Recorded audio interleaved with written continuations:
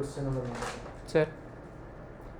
आपके तजर्बे के मुताबिक आज एक कामयाब वकील बनने के लिए कानून के तालब इल्म में कौन सी आला तरीन खसूसियात होनी चाहिए? यार सबसे बड़ी खसूसियत तो ये होनी चाहिए कि इस सवाल का जवाब और बाकी सवालों का जवाब उसको ख़ुद एबिलिटी उसका क्या जवाब होना चाहिए उसके अपने जहन से निकलना चाहिए।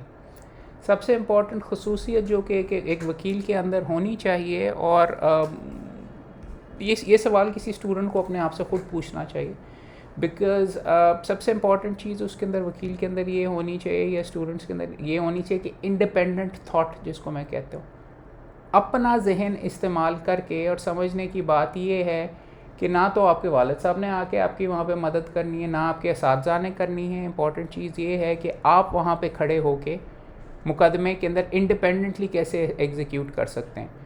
तो ये जो इंडिपेंडेंस होती है ना, कि ख़ुद सोचना, ख़ुद लिखना, ख़ुद पढ़ना, ख़ुद समझना और ख़ुद हाजिर दिमागी के साथ जज को जवाब देना, जिसको मैं इंडिपेंडेंस कह रहा हूँ, और इम्प्रूव करने की एबिलिटी, ये सारी की सारी खसूसियात आपको स्टूडेंट के टाइम के ऊपर ही डेवलप करनी होती हैं।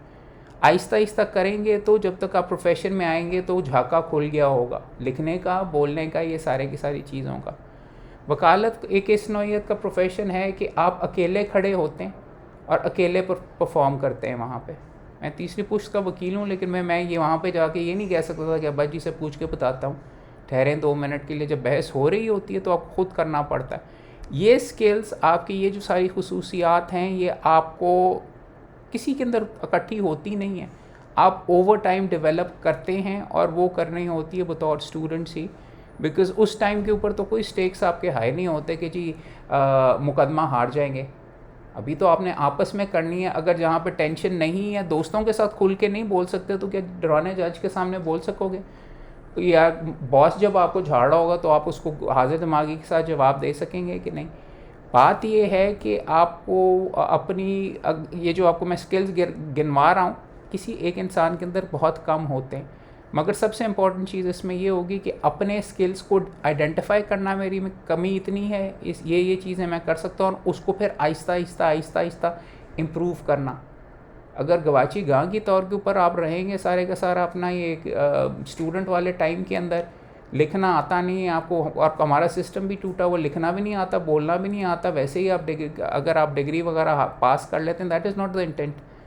रोज़ी रोटी का मामला है। रोज़ी रोटी आपको मिलेगी जो अच्छा बोलता है, जो अच्छा लिखता है, जो अच्छे अंदाज़ के अंदर जहन इस्तेमाल करता है, जो अच्छे अंदाज़ में लोगों से मिल के केसेस हासिल करता है, वो कामयाब वकील बनता है। जिसमें ये कमी कोताही होती है तो ये कट थ्रोट प्रोफेशन है। तो इंडिपेंडेंस, खुद खड़े होके एग्जीक्यूट करना, वो चीज़ आपको आपके ऊपर होनी चाहिए। और बाय द वे, मैं ये भी आपके सामने भी मैं काफ़ी धड़ल्ले से खुल के बोल रहा हूँ आपके सामने, मेरे अंदर ज़ीरो कॉन्फिडेंस था, मेरी टांगें कांपती थी, मेरे से 2 लफ्ज़ नहीं बोले जाते थे, और अंग्रेज़ी में ज़्यादातर मेरा दिमाग चलता था। मैं करके मैं बर्गर अंदाज के अंदर बीच में बोला करता था आपके सामने। अब मैं उर्दू में बात कर रहा हूँ। अगर मैं कर सकता हूँ तो आप जो भी बंदा आप ज़ाती तौर के ऊपर, और जो वीडियो में भी देख रहे हैं, आप टेक इट फ्रॉम मी, आप शायद मेरे से मीलों आगे हैं इस स्टेज के ऊपर, इस उम्र के ऊपर। तो अगर मैं इम्प्रूव कर सकता हूँ तो आप भी कर सकते हैं। तो यही इम्पॉर्टेंट स्किल है कि अपने स्किल्स को आइडेंटिफाई करें, क्या चीज़ ज़रूरी है, और क्लियर जहन होना चाहिए टारगेट को कैसे अचीव करना। Sir, question number 2, book reading एक कानून के तालब इल्म के लिए किस कदर ज़रूरी है, और एक तालब इल्म को कौन सी कुतब का मुताला करना चाहिए? यार आप देखो, बुक रीडिंग पर से फ़ाइल रीडिंग एक वकील के लिए सबसे इम्पॉर्टेंट है। फ़ाइल पढ़ोगे, टीके के ज़रिए तो नहीं लगेगी। इतनी मोटी फ़ाइल सामने आ गई और आपने ज़िंदगी में कोई किताब कभी पढ़ी नहीं हुई तो आप तो गुम जाएंगे। मैं आपके सामने टुकड़े टुकड़ों में इन सादे सवालों का जवाब इसलिए दे रहा हूँ कि मैं चाह रहा हूँ कि आप अपना जहन इस्तेमाल करके ख़ुद समझने की भी कोशिश करें। क्यों इतनी मोटी फ़ाइल पढ़नी है तो इतनी मोटी कम से कम किताब तो पढ़ी होनी चाहिए ना। वो बिकॉज किताबें पढ़ना, समझना, उसके अंदर से नुक्ते अखज़ करना भी एक स्किल है। फ़ाइलों का आपका एक्सेस नहीं है, आपके हमसाए के अंदर किताबें पढ़ी हुई। अब देखें, मैं हमेशा ये कहता हूँ कि किताबें पढ़ना, दिमाग इस्तेमाल करना, आपका दिमाग एक मसल है। ज़्यादा इस्तेमाल करोगे तो ज़्यादा चलेगा, नहीं इस्तेमाल करोगे तो नहीं चलेगा। किताबें पढ़ने से आप इसलिए किताबें सारी की सारी बीच में पढ़ रहे होते हैं कि आपकी प्रैक्टिस हो रही है, आपके मसल बन रहे हैं। कॉलेज में किताबें इतनी ज़्यादा पढ़ाने का मकसद ही आप पे वज़न डालना ही इतना है कि आप फिर शॉर्ट टाइम के अंदर आपकी रीडिंग एबिलिटी बेहतर हो और आप अखज़ कर सकें कि भाई लिखा क्यों है, क्या की रहा है बंदा। अब कौन सी किताबें पढ़नी चाहिए मेरी तरफ से, आप अखबार जहान पढ़ें, क्रिकेटर मैगज़ीन पढ़ें, कुछ पढ़ें, मोटी मोटी देखें आपने अपनी अंग्रेज़ी अगर ठीक करनी है तो हाँ अंग्रेज़ी पढ़ोगे तो अंग्रेज़ी समझने की और लिखने की होगी। मेरी तरह अगर आप उर्दू अगर आप बर्गर अंदाज के अंदर थे अंग्रेज़ी अंग्रेज़ी अंग्रेज़ी तो आप बैठ के उर्दू की पढ़ें, उर्दू की शायरी पढ़ें, उर्दू की शायरी लिखने की कोशिश करें, इस तरीके से सारे के सारे, ताकि आपकी ज़बान में उर्दू में रवानी आए। आपको पता है कि आपको क्या चीज़ पसंद है। देखो अब मैं कहने का मकसद ये है कि आप अपनी पसंद की चीज़ ज़्यादा शौक़ से पढ़ेंगे, राइट।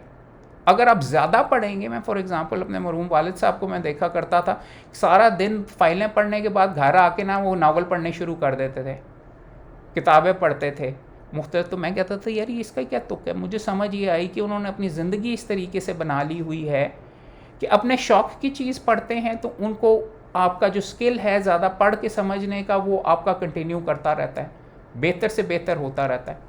और मैं हर दफ़ा ये दोबारा शायद दोहरा रहा हूँ, आपने शायद पहले भी वीडियोस देखे हों। मोहम्मद अली बॉक्सर से किसी ने पूछा कि भाई मोहम्मद अली बॉक्सर साहब आप कितने डंड निकालते हैं, सिटअप्स कितने करते हैं? तो कहता है मैं 10। मुझे जी 10 क्या, मैं 200 निकाल सकता हूँ, ये आप क्या बीच में क्या? कहते हैं मैं 10 जब निकालता हूँ जब मुझे लगता है कि मेरे से एक भी और नहीं हो सकती, मैं पहले वाली तो गिनता ही नहीं। यानी अगर मैं 100 पहले कर सकता था, जब 100 मैंने कर ली तो मैं अब 110 करता हूँ, फिर आराम करता हूँ, तो अगली दफ़ा 110 से मैं फिर आगे शुरू करता हूँ गिनना। पढ़ाई का भी यही, किताबें पढ़ने का भी यही सिलसिला है कि आप इब्तिदा में जो चीज़ें आपको पसंद हैं वो पढ़ें और उसको इस तरीके से एनालाइज करेंगे क्या क्या रहा है, इसका मतलब असल में क्या, सतही लेवल के ऊपर नहीं। बिकॉज वकील तय में जाके करता है कि इसका नुक्ता क्या बन सकता है, इसका फ़ायदा कैसे हो सकता है, ज़ुबान कौन सी इस्तेमाल की है, सही ज़ुबान इस्तेमाल की है, क्या इसको बेहतर अंदाज में कह सकता है, यार ये इतना ज़बरदस्त अंदाज में लिखा हुआ था, यार ये अल्फाज मैं इस्तेमाल करूँगा तो मेरी ज़ुबान में रवानी आएगी और जज को मैं शायद ज़्यादा बेहतर इम्प्रेस कर सकूँ।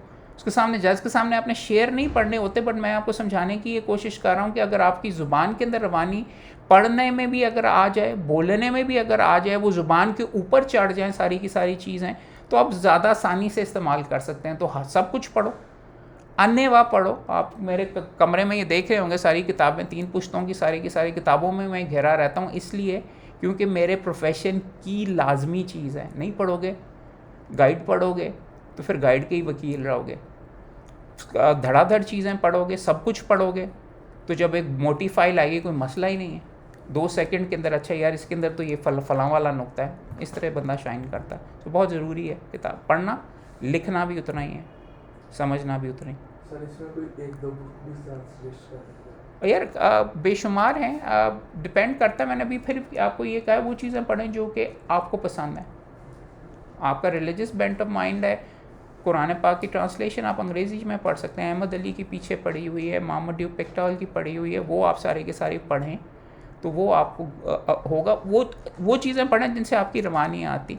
चंद किताबें आपको मैं डेफिनेटली रेकमेंड करूँगा इस प्रोफेशन के अंदर। MB मलिक की इंडिया से छपी हुई किताब है, अगर आप अलाउ करें तो मैं पकड़ के आपको दिखा भी देता हूँ। और इसके साथ साथ मसूद खटक साहब की किताबें हैं, 3-4 इंट्रोडक्शन टू लिटिगेशन, उनके बारे में मैं काफ़ी बात वगैरह करता हूँ। वो आपको कागजात एक्चुअली दिखाते हैं कि फ़ाइलें क्या होती हैं, फ़ाइलिंग के कोर्ट के प्रोसेसेस क्या होते हैं। वो अगर आप पढ़ें तो आप इंजॉय करेंगे। अदरवाइज़ शौक़ के अंदर तो मैं हर नौइयत की किताबें पढ़ देते हैं। थर्ड क्वेश्चन, कानून के तालिब इल्म को अपनी तालीम के दौरान किन सलाहियत पर तवज्जो मरकूज़ करनी चाहिए ताकि वो इस प्रोफेशन में आकर कामयाब बन सके? आपके तालीम के स्टूडेंट से मैं सबसे पहले यही सवाल करूँगा कि आपके ख़्याल में वकील काम क्या करता है? वकील के पास क्लाइंट आता है, उसकी बात समझता है, तो दिमाग इस्तेमाल करके लोगों से बात करके उनका नुक्ता समझना, उनसे बात करने की ability as an on an इंसान लेवल होनी चाहिए। अपने स्टूडेंट क्लास फेलोज़ के साथ या टीचर्स के साथ इंटरेक्ट नहीं करोगे और अपना मकसद ही आप नहीं हासिल कर सकोगे तो फ़ीस कैसे हासिल करोगे, मुकदमा कैसे पकड़ोगे। अब मुकदमा आ गया, थोड़ी बहुत कानून की नॉलेज भी होनी चाहिए कि उनमें इस्तेमाल किस तरह करना है, कागजात भी वो पढ़ने की एबिलिटी होनी चाहिए। उससे उसको अब आपने एक दावा बनाना है, मगर दावे में लिखना क्या है, उसका नुक्ता अखज़ करने की, जो चीज़ पढ़ी है उसको चबा के उसमें से एनर्जी या नुक्ता वगैरह हासिल करके कैसे करना, और अब कागज़ पे लिखना क्या है, लिख के कॉपियाँ वगैरह करके, प्रोसीजर भी पता होना चाहिए कितनी कॉपियाँ चाहिए, कौन सा कागज़ इस्तेमाल करना है। वो सलाहियत वो CRPC CPC जब आप पढ़ोगे उधर से पता चलेगा। अब फ़ाइल हाथ में तैयार हो गई, अब उठा के कोर्ट के सामने गए तो वहाँ पे फिर बोलना भी है कि सिर्फ यूँ जाके दिखा दोगे उसको। और सारी चीज़ों में आपसे टुकड़े तोड़ के मैं एक आपको सबसे इम्पॉर्टेंट चीज़ भी पॉइंट आउट इस तरह कर रहा हूँ कि सबसे इम्पॉर्टेंट एबिलिटी आपकी ये होनी चाहिए कि चीज़ों को टुकड़ों में तोड़ के, यही मैं आपको समझा रहा हूँ। इसी तरीके से मैंने उस जज को भी समझाना है, ना मैंने उसके सामने जाके तकरीर करनी है, मैंने उसको मवाद देना है जिसके ऊपर वो मेरे फेवर के अंदर डिसाइड करे। और अगर लॉजिकल अंदाज के अंदर, जैसे कि मैं आपके सामने भी गुफ्तगू कर रहा हूँ और ये सारी चीज़ें, एक तरीका तो आसान तरीका है कि मैं गिनवा देता 1 2 3 4, मगर जब आपके साथ ये तोड़ के समझा रहा हूँ तो ये सबसे इम्पॉर्टेंट स्किल होता है एक जज को एक बंदे को कन्विंस करने का, कि आपको भी मैं अपने साथ उठा के इसके अंदर लेके जा रहा हूँ, जिसका आपको मैंने लाइव दिखा रहा हूँ एबिलिटी किस तरीके से एग्जीक्यूट करना है। तो ये सारी की सारी सलाहियात आपको बतौर स्टूडेंट एग्जीक्यूट करनी ही पड़ेंगी। ये सारी सलाहियात आपको खुद पता होनी चाहिए। ये इसलिए नहीं आपका होना चाहिए कि मैंने ये स्किल्स ठीक करने, क्योंकि अहमद कयूम ने कहा था आपके जहन से इन सवालात के ख़ुद भी आप पैरेलल के अंदर आप इनके जवाबात ख़ुद डेवलप करने की कोशिश करेंगे यार। और मेरा कोई रिलीजियस में आपको सहीफ़ा नहीं यहाँ से पढ़ के बता रहा, I can be wrong as well. आपके लिए आप नहीं यार मैं शेर पढ़ के जज को लतीफ़ा सुना के मैं उससे रिलीफ हासिल कर सकता हूँ, नई बुखारी अंदाज में, माहौल के अंदर। आपकी अगर पर्सनालिटी को वो सूट करता है तो आप उस अंदाज के अंदर बात करेंगे। मेरी तरह अगर आप में कॉन्फिडेंस नहीं है तो किताबों के पलंदे साथ ले जाके जज को कहेंगे सुप्रीम कोर्ट ने ये ऑर्डर किया हुआ है, इस तरीके से आप करें। सो ये आपके जो इश्यूज़ वगैरह हैं, आई थिंक इसी तरीके से अगर आप करेंगे, so that would be good way to go about it, right. तो छोटे छोटे सवालों के लंबे लंबे मैं जवाबात इसलिए दे रहा हूँ कि आप दोस्त भी देखें कि तय में जाके नसीहती प्रोग्राम नहीं करने की ज़रूरत। सर 4th क्वेश्चन, कानून के तालिब इल्म अपनी थिंकिंग स्किल को किस तरह बढ़ सकते हैं? हाँ, थिंकिंग स्किल किस तरह इंप्रूव हो सकती है? दिमाग के बारे में मैंने अभी यही कहा कि एक मसल है, मसल ज़्यादा बड़े बनाने का तरीका क्या होता है कि इस्तेमाल करें। स्टैमिना बढ़ाने का तरीका ये होता है कि ज़्यादा से ज़्यादा इस्तेमाल करें, जब थक जाएं तो उसके बाद और इस्तेमाल करें। अगर आप और ज़्यादा इस्तेमाल करेंगे तो और तेज़ होगा। मुख्तलिफ़ ट्रिक्स, मुख्तलिफ़ एबिलिटीज़ होती हैं जिसके साथ आप अपने ब्रेन को एक्टिवेट कर सकते हैं। मैं सुबह जब उठता हूँ तो आके अखबार उर्दू और अंग्रेज़ी का पढ़ता हूँ ताकि दिमाग के अंदर उर्दू अंग्रेज़ी चलनी शुरू हो जाए। अखबार के अंदर अंग्रेज़ी का एक क्रॉसवर्ड पज़ल होता है, वो मैं करता हूँ ताकि मेरा अंग्रेज़ी के अंदर, मैं पाकिस्तानी हूँ, दिमाग उमूमन उर्दू में चलता है, अंग्रेज़ी की एबिलिटी चलनी शुरू हो जाए। और यही मैं आपको समझाने की कोशिश कर रहा हूँ कि ब्रेन को करने के लिए चेस खेलो, मूव्स देखो। मैं अब ये नहीं कह रहा कि मेरी चेस ही खेलते रहो वगैरह, बट मैं आपको छोटी मोटी ट्रिक्स बेसिकली दिखा रहा हूँ। आप वो देखेंगे चेस सेट्स यहाँ पे पड़े हुए हैं। मुख्तलिफ करके क्या होता है, आपने अपने ब्रेन को अग्रेसिव बनाना है कि दूसरे को हराना है, फिर आपने जीतना है, राइट। वकालत के अंदर ये होता है, किलर इंस्टिंक्ट। ये जो सारे के सारे जहन की जो चीज़ है वो ट्रेनिंग के ज़रिए ही आती है, और इस्तेमाल करने से ज़्यादा इस्तेमाल करोगे तो ज़्यादा चलेगा। मोहम्मद अली वाला ही जो भी मैं एग्ज़ाम्पल दे रहा था, अगर आपका जहन 4 घंटे चलता है, आपको ख़ुद भी एनालाइज़ करना पड़ेगा कि आपका जहन कैसे चलता है। नाश्ता करने के बाद चलता है, कॉफ़ी के साथ चलता है, किस तरीके से चलता है। आप अपनी ज़िंदगी को इस अंदाज से ढाल लेते हैं कि आपका, मेरा तो प्रोफेशन सारा मेरे जहन से ही है। ज़ुबान को भी ज़हनी चलाता है, जिस्म को भी ज़हनी चलाता है, तो इसका शार्प होना सबसे ज़्यादा ज़रूरी है यहाँ। क्वेश्चन, आमतौर पर कहा जाता है कि थ्योरी और प्रैक्टिकल में बड़ा फ़र्क है, जिसकी वजह से कानून के तलबा की एक अच्छी खासी तादाद कॉलेज के शुरू होते ही कचहरी जाना शुरू कर देती है। आप किसके बारे में क्या है? उनको उन पे पर्चे करा के अगर वो वहाँ पे जाके मुकदमे करने शुरू किए, हमने सेकेंड ईयर के भी स्टूडेंट अभी लॉ कॉलेजेस के चेक किए जो कि मुकदमे खुद ही जमा करा रहे थे और ख़ुद ही बहस कर रहे थे, वो इम्पर्सनेशन के ज़ुमरे में आता है, उन पे पर्चा होना चाहिए। बात तो सीधी सीधी ये है कि उस स्टूडेंट के पास टाइम ही कहाँ से कि वो वहाँ पे पहुँच जाए कचहरी के अंदर और वहाँ पे सारे का सारा काम करे। क्या कॉलेज के अंदर कोई क्लासें नहीं हो रही? उन्हीं स्टूडेंट्स की जिनकी क्लासेस नहीं हो रही होती वही पाए जाते हैं अमूमन यहाँ पे सारे के सारे। बात ये है कि आपको इस प्रोफेशन को एथिकली अप्रोच करना चाहिए। ये मुकम्मल तौर के ऊपर प्रैक्टिकल है, मगर पहले आप थोड़ा बहुत कानून करना सीख लें। पहले जाके आप सर्जरी करनी नहीं शुरू कर देते कि चीर फाड़ करके बंदे को करना शुरू कर दें। पहले आपको नॉलेज MBBS उसके बाद फिर प्रैक्टिकल ट्रेनिंग और आप पिकअप करते हैं। इब्तदा के अंदर मैं ये डेफिनेटली आपको कहता हूँ हर लड़के को कि आप इंटर्नशिप ज़रूर करें।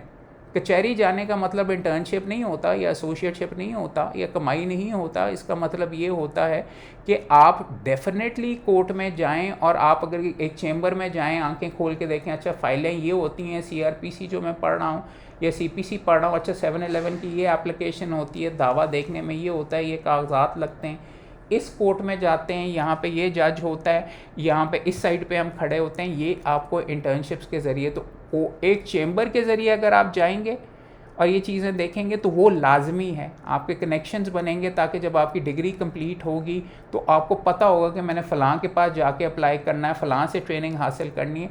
आखिरी 2 सालों में वो करना बहुत ज़रूरी है। मगर किसी वक्त स्टूडेंट का वहाँ पे कचहरी में यूनिफॉर्म पहन के चले जाना, और मेहरबानी करके यूनिफॉर्म पहले ना पहना करें। लाल जो टाई है या मरून टाई जो कि रूल्स में लिखा हुआ है कि अंडर ट्रेनिंग वकीलों के लिए भी, वो प्राइड के तौर के ऊपर पहने, ना कि ये करके हमें कई स्टूडेंट्स वगैरह ऐसे भी बीच में मिले जो LLB में जब तीसरी मरतबा फेल हुए तो हमारे पास एहतजाज करने के लिए आए और कहते हैं देखें हम घर के बाहर हमने एडवोकेट लिख के किया हुआ, तो अब और सेकेंड ईयर में वो फेल हो रहा था, एडवोकेट लिख के किया हुआ तो इन्होंने हमें फिर से फेल कर दिया हुआ, तो क्या हम अब उतार लें? हमारी कितनी बेइज्जती होगी। इस तरीके से ये ज़रा थोड़ा सा आप हाथ हल्का ही रखिए। ये प्रैक्टिकल प्रोफेशन है और प्रैक्टिकल स्किल्स को अप्रोच करना बहुत ज़्यादा ज़रूरी है। लेकिन इब्तदा में ही ना सर्जरी करके किसी का वो कत्ल के ज़ुमरे में आता है। अगर किसी के पेट के अंदर के यार मैं तो तेरी सर्जरी प्रैक्टिस कर रहा था, छुरा अगर आप बीच में घूम दें या किसी का मुकदमा ख़राब कर दें, किसी का घर बिक जाए। सर आगे 6th क्वेश्चन, हर शोबा है ज़िंदगी के कुछ एथिक्स होते हैं, क्या कानून के प्रोफेशन के भी कोई एथिक्स हैं?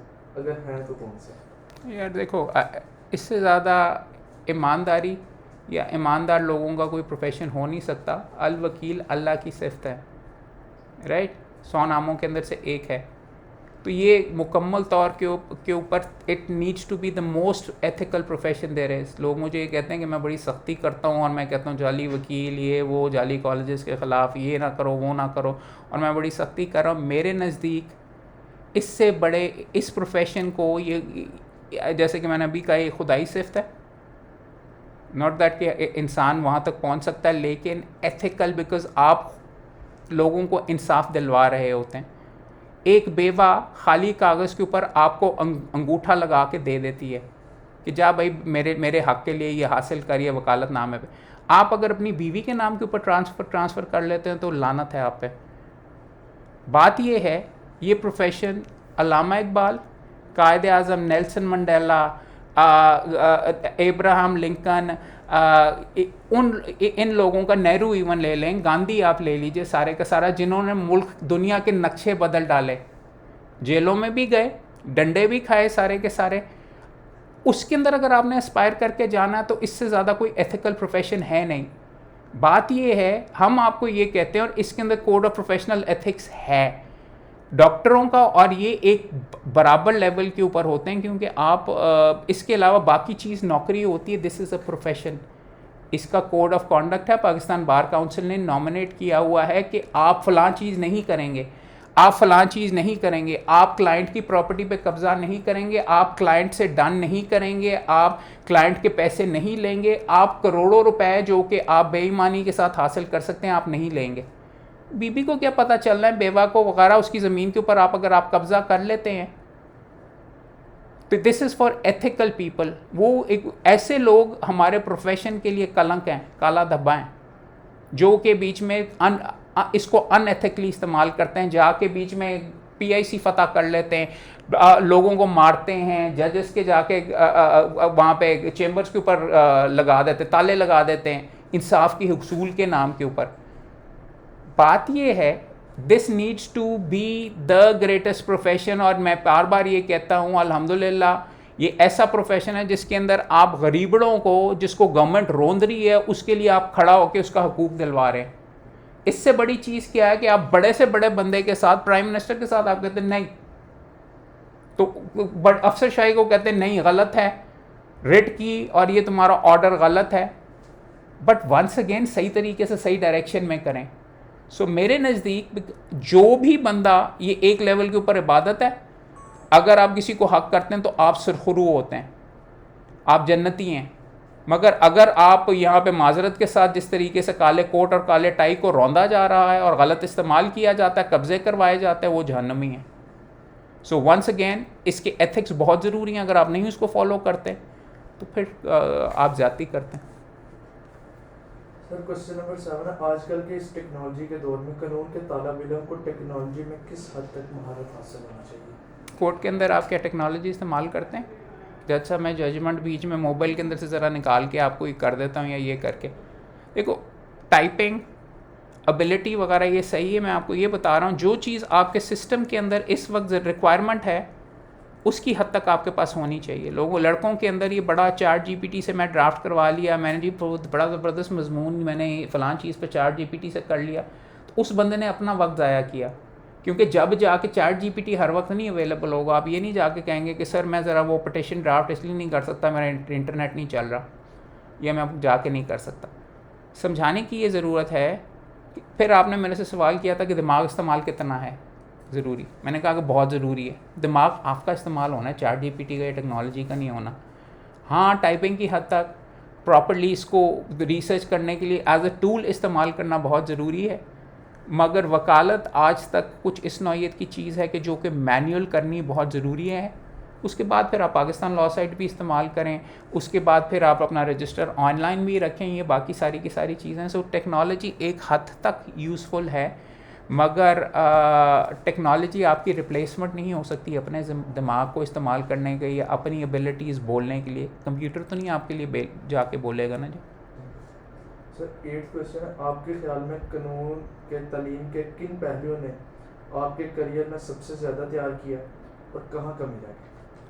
यार देखो, मेरा जो एक लीगल एजुकेशन का जो एक्सपीरियंस है ना, मैं लीगल एजुकेशन का इंचार्ज हूँ पंजाब के लिए, चेयरमैन लीगल एजुकेशन हूँ पंजाब बार काउंसिल का, तो हम रेगुलेट करते हैं। मेरी ज़ात की जब आप बीच में बात करते हो तो मुझे एक लेवल के ऊपर मेरी लीगल एजुकेशन का बहुत नुकसान हुआ, क्योंकि मेरी सारी की सारी एजुकेशन बर्गर है, बाहर की है।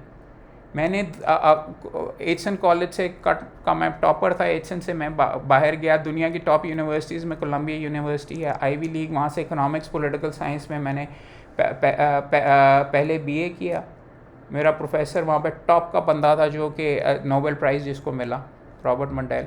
उसके बाद मैं ऑक्सफोर्ड गया, वहाँ से मैंने लॉ किया।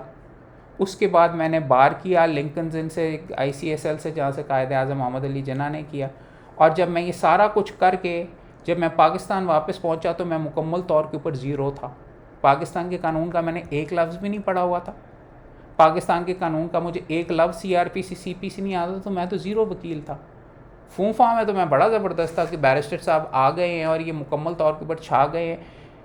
मेरी लीगल एजुकेशन असल में प्रैक्टिकल जितनी हुई है, सिविल कोर्ट के अंदर टकरे मार के 3 साल दिन में 18 केसेस करके हाथ से काम निकाल के CRPC CPC वगैरह करने से मुझे आई। मेरी एजुकेशन के अंदर ये कमी कोताही अभी भी बहुत है कि फ़ौजदारी CRPC CPC PPC मैंने पढ़ी नहीं। पढ़ तो ली हुई है, मुझे आती है, मेरे से कोई भी बीच में करके देख ले, बट मुझे उसकी जो इन्स एंड आउट्स हैं मैंने किया ही नहीं। सो एक लेवल के ऊपर आप जो चीज़ें पढ़ रहे हो, आप शायद मेरे से आगे हो गए उन चीज़ों में, मगर जिन चीज़ों को मैंने कर लिया उनमें मैं काफ़ी आगे। यहाँ पे एक्सटर्नल प्रोग्राम्स बेसिकली की भरमार हो रही है आजकल, मैं उसके फेवर के अंदर नहीं हूँ इसी वजह से। शायद मेहनत वहाँ पे आपसे ज़्यादा करवाते हैं, लैंग्वेज आपसे ज़्यादा करवाते हैं, निरी गाइड्स के साथ आप नहीं पास हो सकते relatively speaking. But legal education का जो आप मेरे से ये सवाल वगैरह कर रहे हो ना कि उसने क्या कंट्रीब्यूट किया, हर बंदे का अपना अलग होता है। कमी कोताही वगैरह बोलने का, मुझे बोलने की एबिलिटी आई, बाहर की डिग्रियों का कॉन्फिडेंस आया, उसको इस्तेमाल करने की इंग्लिश की एबिलिटी आई, थोड़ा बहुत उसका ठप्पा भी मेरे लिए इम्पॉर्टेंट था एज इन लोगों के सामने कि बैरिस्टर साहब आए। मगर अगर बैरिस्टर साहब को काम नहीं करना आता, या CPC CRPC, मेरे साथ एक बैरिस्टर आया, वो कोर्ट के अंदर गया, कोर्ट ने कहा जी 711 की एप्लीकेशन कौन से पेज के ऊपर, वो इधर उधर देखना शुरू हो गया, उसको पता ही नहीं था 711 CPC क्या होती। कोर्ट के अंदर, हाई कोर्ट के अंदर डायरेक्ट उसको मेरे ख्याल में उसने लिया हुआ था लाइसेंस। 2 लोगों ने हंसा, सारे लोग कोर्ट रूम के अंदर हंसे, अगले दिन वो छोड़ के चला गया। सो लीगल एजुकेशन जो है ना यार, देखो लोकल के अपने फ़ायदे हैं, एक्सटर्नल के अपने फ़ायदे हैं, वो आपको बनाता है। इंपॉर्टेंट चीज़ ये है कि आप उसको इस्तेमाल कैसे करते हैं। It's not only about the knowledge. वकालत is a skill based thing. किताबें तो आपको, तो आपसे मजमून लिखवाते हैं जी ये करें, यूँ कर लें, ओपन बुक वगैरह। मेरी तरफ से तो ओपन बुक होना चाहिए यहाँ पे, बिकॉज कोर्ट के अंदर तो किताबें हाथ में होती, राइट। तो आप मेमोरी से तो कोई चीज़ नहीं कर रहे होते, लेकिन बेसिक चीज़ें आपको कोर्ट में वो नॉलेज वगैरह जिसकी बेसिस पे आपने करना है कि किस तरीके से करनी है, प्लेंट होती है, जवाब दावा होता है, इस तरीके से वो चीज़ें आपको लॉ कॉलेज से ही पता चलती हैं। बेसिक प्रिंसिपल्स आपको वहाँ से पता चलते हैं। तो अच्छी legal education is important. But ये भी देखने में आया कि जो टॉपर्स होते हैं वो टॉप के वकील अमूमन नहीं होते जनरल पढ़ाई के अंदर। लॉ के अंदर अलबत्ता जाके जो टॉपर्स होते हैं उनकी हाजिर दिमागी वगैरह, वो फिर अगर कैरी ओवर आगे करते तो वो हो जाता आगे फ़ायदा। आगे सर 9th क्वेश्चन, कानून के शोबे में स्पेसिफिक फील्ड कब चूज़ की जाए? इसका आपके ख्याल में क्या जवाब होना चाहिए? सर एक स्पेसिफिक फील्ड होती है ना, जैसे ये क्रिमिनल लॉ है, ये सिविल लॉ है, ये टैक्स है, तो वो कौन सा स्पेसिफिक पॉइंट है जहाँ पे जाके हम ये देख सकते हैं कि इसके में ज़्यादा महारत? जब उसके पास इतने ज़्यादा केसेस आ जाएं कि उससे दूसरे केसेस ना किए जाएं तो वो उसकी फील्ड बन जाएगी। बात तो ये है कि आप क्रिमिनल लॉ के आप इब्तिदा में आके कहते हैं यार मुझे तो सिविल लॉ पसंद है, तो क्या आपको 50% जो क्रिमिनल केसेस वहाँ से उनसे फ़ीस हासिल करनी पसंद नहीं है? तो आपने अपने चांसेस ऑफ सक्सेस तबाह करके इन दिस प्रोफेशन 50% कर लिए। अगर आप जाके कहते हो नहीं यार मैंने तो टैक्सेशन करनी है, मैंने कॉपरेट करनी है, तो मार्केट के अंदर तो वो 1% या 2% काम है, तो 98% तो आपने अपने चांसेस ऑफ सक्सेस तबाह कर दिए ना यार। क्योंकि जहाँ से आपको इब्तिदा में कि आपके ख़्याल में, और फील्ड भी देखिए इस तरीके से, यू कांट स्पेशलाइज इब्तिदा में। आपने टारगेट करना है इब्तिदा में उन केसेस को जो जिस नौइयत के केसेस आपको इब्तिदा में 2 साल में मिल सकते हैं। आप आ जाते हैं नहीं जी मैंने तो कॉर्पोरेट के अंदर स्पेशलाइज करना है या मैंने टैक्सेशन के अंदर करना है, भाई वो काम तो तुम्हें पहले 5 साल नहीं मिलना।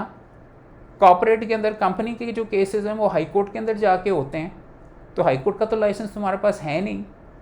तुम्हें तो वो काम सीखना चाहिए इब्तिदा के अंदर जो जिस नौइयत का, I am not saying specialize, I am saying वो काम सीखो उस नौइयत का कि जिस नौइयत का काम आपको मिल सकता है, और मुकम्मल तौर पे ब्रॉड बेसिस पे छोटी छोटी मोटी बेलें, रिमांड कंटेस्ट करना, सिविल के दावे, इनहेरिटेंस के दावे, कस्टडी के मामला जो कि आपके मोहल्ले के अंदर ही आपके जानने वालों से भी मिल सकते हैं आपको। आपने रॉकेट साइंस जाके मलिक क़य्यूम साहब के साथ जाके सुप्रीम कोर्ट के, तो आपने उनकी फ़ाइलें उठा के आप तस्वीरों के अंदर तो आप आ जाते हैं, मगर अगर आपको सादा मुकदमा नहीं करना आया तो आप वेले हैं, कमाई कहाँ से करोगे? फ़ाइलें उठाने के लिए तो तुम्हें एक फ़िक्स तनख्वाह मिल रही होगी। सो इम्पॉर्टेंट चीज़ specialization is a very silly thing for anyone to do इब्तिदा में। सिर्फ उन लोगों को करनी चाहिए जिनके फॉर एग्ज़ाम्पल वालिद तीसरी पुश्त के वकील हैं ऑलरेडी, उनका चेंबर सिविल नौइयत का चल रहा है, तो वो तो जाके कर सकते हैं कि यार क्योंकि उनके पास काम ही इतना ज़्यादा इब्तिदा में आ रहा होता है। You cannot in the beginning of your career से कि नहीं भाई वो मैं तो फौजदारी नहीं करता। क्यों नहीं करता? तुम्हें कहना चाहिए लाओ मैं करता हूँ यार, बल्कि मुझे पैसे देने की भी नहीं ज़रूरत, मुझे मेरा ख़र्चा पूरा कर दो, अगली दफ़ा चार्ज करो। काम सीखना है ना, उससे काम से काम आगे निकलता है। सो बिल्कुल गलत चीज़ है स्पेशलाइजेशन। उम्मीद रखना कि जी मैं इस साइड पे जाऊँगा या मैं उधर जाऊँगा, हर बंदे के पैसे बराबर के होते हैं, और आप अपने चांसेस ऑफ सक्सेस तबाह कर रहे होते हैं जब आप स्पेशलाइज कर रहे होते हैं। इब्तिदा में करने की नहीं, मे बी 5 ईयर्स के बाद, 10 साल के बाद।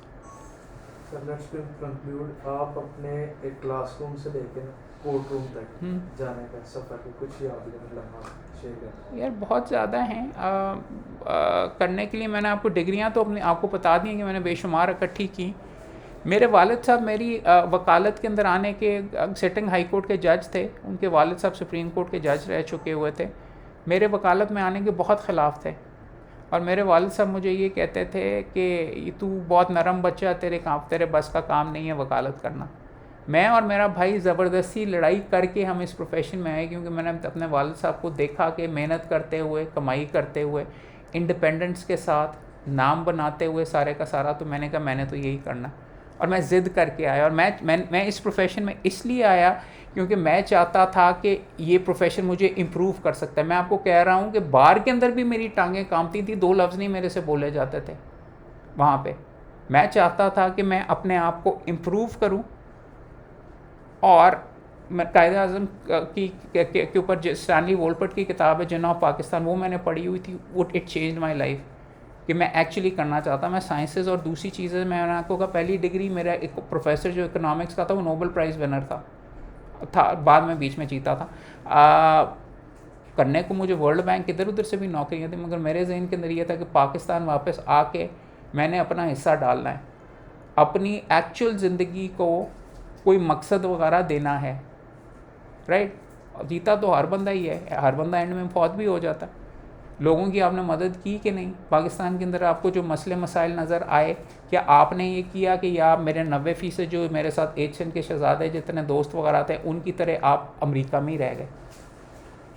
पाकिस्तान का आलमी अनफॉर्चुनेटली लीगल एजुकेशन, जिसमें हमारी एजुकेशन हमारी फेल कर रही है। मेरी एशियन के अंदर जो टॉप कॉलेज थे, एलीट के एलीट जो बच्चे हैं, 108 के अंदर से 97 पाकिस्तानी नहीं वापस आए। पाकिस्तान का जो ख्वाब, जो सबसे ज़्यादा जिनको फैसिलिटीज़ यहाँ पे दी जाती हैं, वो कहते हैं रहन दो। और आपका जो ब्रेन ड्रेन वगैरह बेसिकली इंतहाई ये है कि जो आपके बेस्ट जहन हैं, जो कि सबसे ज़्यादा एलीट है, जो आके पाकिस्तान को बेहतर कर सकते हैं, कहते हैं कोई ज़रूरत नहीं यार, हम बाहर ही बैठ के हम बैंकर रहते हैं या हम फ़लाँ जगह पे हो जाते हैं, हम यहाँ पे। इस तरीके से मेरा मौक़िफ़ कम अज़ कम मुकम्मल तौर पे था। एजुकेशन भी मैंने सारी इसी नौइयत के अंदर, इसी अंदाज़ के अंदर लेके चली। तो ये था, बहुत मज़ा किया, बहुत पार्टी भी की, बहुत खेले भी, बहुत दोस्त भी बनाए, मगर मुझे ये बीच में उसकी हमेशा अफसोस रहेगा, बहुत जल्दी भी किया, आगे जाना आना जाना है वापस ये करके वगैरह इस तरीके से। बट स्टूडेंट वाले दिन बहुत ज़्यादा याद भी आते हैं, बिकॉज़ इस स्टेज के ऊपर, इस लेवल के ऊपर आके टेंशन ही है, कमाई का प्रेशर है। तो तमाम आप जो सारे स्टूडेंट्स हैं, आपको ख़ास तौर पे मैं ये कहूँगा, enjoy it a lot. It is a very healthy thing. खुल के बोलो, खुल के खेलो, खुल के हंसो, खुल के दोस्त बनाओ दोनों साइडों पे, और मर्द और वगैरह सारे के सारे। Game is on. नहीं यार, बिहेव करना चाहिए। कहना ये बेसिकली चाह रहा हूँ कि ये वाले दिन आपको बाद में बहुत याद आते हैं। They also set up the direction of your life as well. मुकम्मल तौर पे खेलने में भी मत करें मुकाबला। आप अपना किलर इंस्टिंक्ट, अपना डोमिनेट करने का, अपनी एबिलिटी ड्राइव इस स्टेज के ऊपर नहीं करेंगे, मोटे हो जाएंगे, कुंद जहन हो जाएंगे। वैसे अगर आप अपनी बुरी आदतें करेंगे तो वो आपको ज़िंदगी में बाद में जाके ख़राब करेंगी। अगर आप इस स्टेज के ऊपर अपनी एजुकेशन को आप पॉजिटिव डायरेक्शन में, और देखो कॉलेज आना रोज़ कोई आप पे जुल्म नहीं कर रहा। मैंने कई लड़कों से जो जाली कॉलेजेस या ये उनसे बात की, वो कहते हैं कि जी सर देखें, क्या जाने की ज़रूरत है, जाने के बगैर भी हमें डिग्री मिल जाती। तो उनका दिमाग रोज़ उठने का एबिलिटी, सुबह उठ के टाइम के ऊपर जाने की नहीं है, तो कोर्ट कैसे जाओगे? रोज़ लिखने की एबिलिटी अगर नहीं है, रोज़ किताब पढ़ने की, रोज़ लोगों से मिलने की, उसका डिसिप्लिन अगर नहीं, रोज़ शेव करने की, रोज़ साफ़ कपड़े पहन के जाने की, लोगों से मिलने की अगर नहीं है, तो क्या जब आप प्रेशर आप पे होगा, आप यहाँ पे बाहर जब आएंगे, जब आप पे पैसों का और वालिदैन एक्सपेक्ट कर रहे होंगे कि अर्न करके आओ, तो वो काम पे फिर आप एग्जीक्यूट करोगे। बात ये है कि कॉलेज आपकी एबिलिटीज़ और आपके टेस्ट वगैरह करने के लिए भी, कॉलेज आपको सिखा रहा होता है वो यार इस टीचर का मस्का लगा के नंबर अच्छे कैसे हासिल करते हैं, यानी वो सिखा रहा होता है इस जज को मस्का लगा के आपने नंबर कैसे हासिल कर मुकदमा कैसे जीतना है। आपका उसको कहते हैं ये जो आपसे चीज़ें लिखवाई जा रही होती हैं वो नंबर तो अपना होता है, आप अच्छे नंबर लोगे तो आप आगे जाके करोगे, बट उसको अगर आप एक पढ़ाई लिखाई को इस पर्पज़ से करोगे ना तो लॉ स्कूल सबसे ज़्यादा इम्पॉर्टेंट है। लॉ स्कूल में जो चीज़ें हैं आपको एक ट्रायल रन दी जा रही है कि आप ये अभी तो टेंशन नहीं है, मुकदमा हार जाओगे तो तबाह हो जाओगे, ये हो जाओगे, फारिग हो जाएगा बंदे का, किसी का कर जाएगा। विदाउट टेंशन आप एग्जीक्यूट कर सकते हो कि नहीं, आप लिख सकते हो कि नहीं, आप पढ़ सकते हो कि नहीं, आप समझ सकते हो कि नहीं, और ये चीज़ें ही उठा के आपने आगे लेके जाना। अगर आपका एटीट्यूड आपकी लीगल एजुकेशन के बारे में अगर आपका अच्छा होगा और आप इसको इस तरीके से लेंगे कि यार मेरी इससे रोज़ी रोटी आइंदा की वाबस्ता है और ये चीज़ें मैंने करनी है, तो यू विल शाइन। अगर आप कहोगे यार की ज़रूरत है वगैरह, तो आपका attitude towards your profession down the line भी यही होगा। और आपके लिए आप कहेंगे यार ये क्या अज़ाब है, सुबह 9 बजे उठ के जाना पड़ता है, जज 9 बजे पूरे बैठता है, आप 9:05 पे अगर आप पहुँचे तो आपका मुकदमा खारिज हो गया होगा, तो बेल भी हो गई होगी और क्लाइंट पैसे भी वापस मांगेगा। So all I am trying to explain to you is कि इसलिए एजुकेशन बहुत ज़रूरी है। एजुकेशन के तमाम एस्पेक्ट्स ज़रूरी हैं, जो किताबें हैं वो इतनी ज़्यादा ज़रूरी नहीं है, वो भी अच्छी होनी चाहिए, मगर उनको इस्तेमाल करके आप कैसे इस्तेमाल करते हो और अपना करियर कैसे शाइन करते हो बहुत ज़रूरी है। और आखिरी चीज़ मैं जो आपके सामने कह रहा हूँ, मैं आपको बार बार ये कह रहा हूँ, मैं तीसरी पुश्त का वकील हूँ, राइट। सो व्हाट, आप नहीं हैं, अगर ज़िंदगी आपकी है, आपने भी अपना रास्ता बनाना है। किसी की तरफ ये पॉइंट आउट करके हुए ये तो बीच में शहज़ादा है, सिल्वर स्पून के साथ ये हुआ आपको उसके मामलात का नहीं पता। आपने फिर भी अपने इसके बावजूद अपनी जगह बनानी है। सिस्टम टूटा हुआ है, बहुत गंद है यहाँ बहुत ज़्यादा 2 नंबरी है, आपने ईमानदारी के साथ यहाँ पे बनना है। कायद-ए-आज़म भी आप बन सकते हैं, जिना भी आप बन सकते हैं, और आप वो भी वकील बन सकते हैं जो हथकड़ियों के अंदर अमेरिका के अंदर कल ही बीच में अरेस्ट हुए हैं चंद। सो इम्पॉर्टेंट चीज़ है। अच्छी गप अगर आपके साथ रही, और मैं यही कह रहा हूँ कि दिल के साथ एंजॉय करें और इस प्रोफेशन के अंदर आएँ, यू लव इट, बहुत ज़बरदस्त है। और ये अल्लाह मियाँ की आखिरी चीज़, दुनिया की सबसे बड़ी अल्लाह मियाँ की देन है कि मैं खुशी खुशी सुबह उठ के बिस्तर से दफ्तर आता हूँ। अगर मैं कोई और प्रोफेशन में होता तो मेरे से तो बिस्तर से ना निकला जाता कि क्या गंद है यार, रोज़ वही चीज़, रोज़ वही चीज़, रोज़ वही चीज़। और देखो सबसे बड़ी ज़बरदस्त चीज़, आपसे मेरी बात हो रही है, एक्साइटिंग चीज़, आपने मुझे इस काबिल समझा, इस प्रोफेशन ने मुझे इतनी इज़्ज़त नहीं, देखो इस प्रोफेशन ने मुझे इज़्ज़त दी है और मैंने काम वगैरह भी थोड़ा बहुत बीच में किया है, बट देखो पूरे के पूरे यहाँ पे सारे के सारे you can be Ahmad, you can be better than me, right. ठीक, thank you so much. Thank you भाई, सलामत।